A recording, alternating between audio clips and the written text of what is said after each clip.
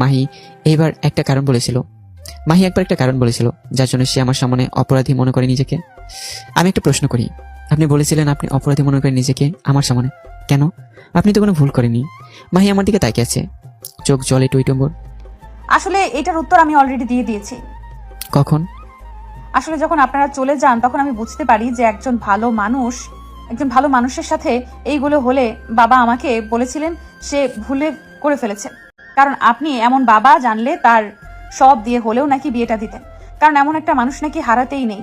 আমি নাকি একজন খুবই ভালো মানুষ হারিয়েছি। কথাগুলো শুনে আমার খুব লজ্জা লাগছিল, কেন জানি না। তাই নিজেকে দোষী লাগে আপনার সামনে যে আপনার বিয়েটা ভাঙলো আমার জন্যই। আপনি এর থেকে অনেক ভালো প্রাপ্য।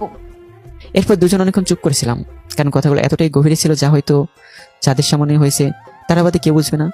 আমি কিছুক্ষণ পর বলি, বাদ দিন, যা হওয়ার হয়েছে, এখন এইসব নিয়ে ভেবে